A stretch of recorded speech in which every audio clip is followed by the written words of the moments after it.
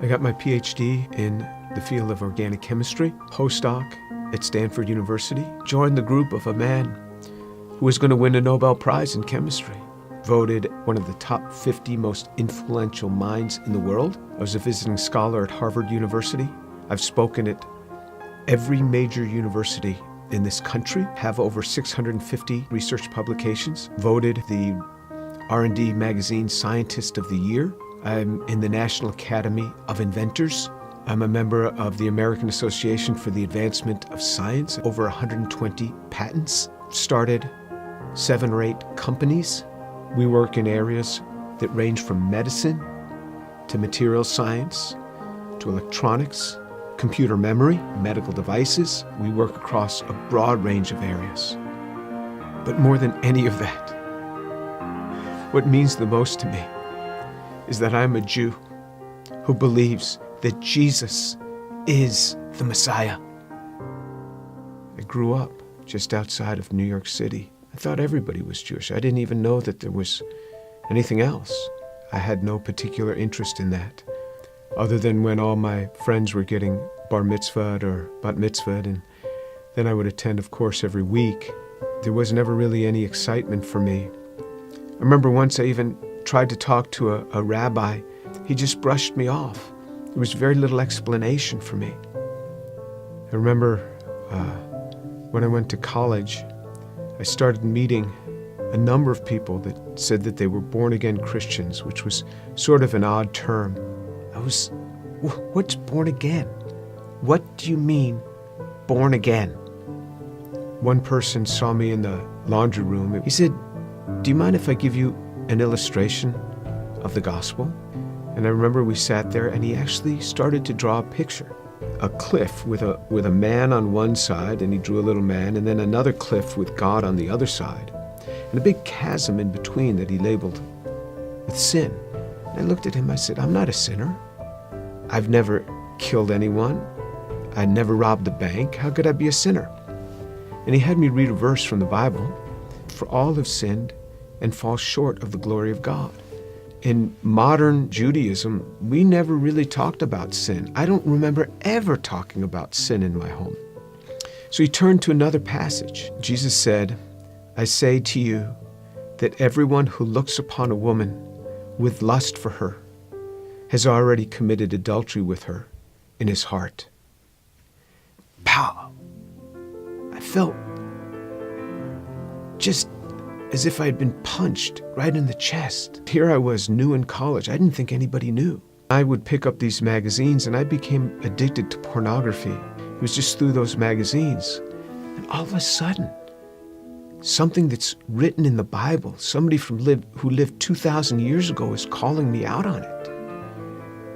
And I felt immediately convicted. And that now I realized I was a sinner. When I read in the scriptures what sin is, then I knew I was a sinner. How am I going to get to God? We Jews know this better than anyone else. Without the shedding of blood, there is no forgiveness of sin.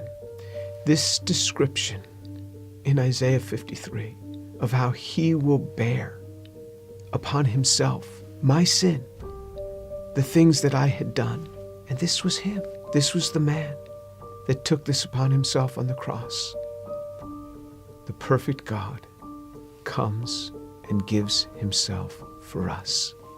He is the one that gives himself for us. I started to realize how Jewish the New Testament is. This book is so Jewish. The New Testament is so Jewish. It's all around Jewish people.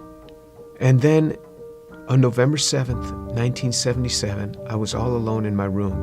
The realization that Yeshua is the one who died on the cross. And I said, "Lord, I am a sinner. Please forgive me. Come into my life." And then all of a sudden, someone was in my room. And I opened my eyes. I was on my knees. I opened my eyes. Who's in my room? That man, Jesus Christ, stood in my room.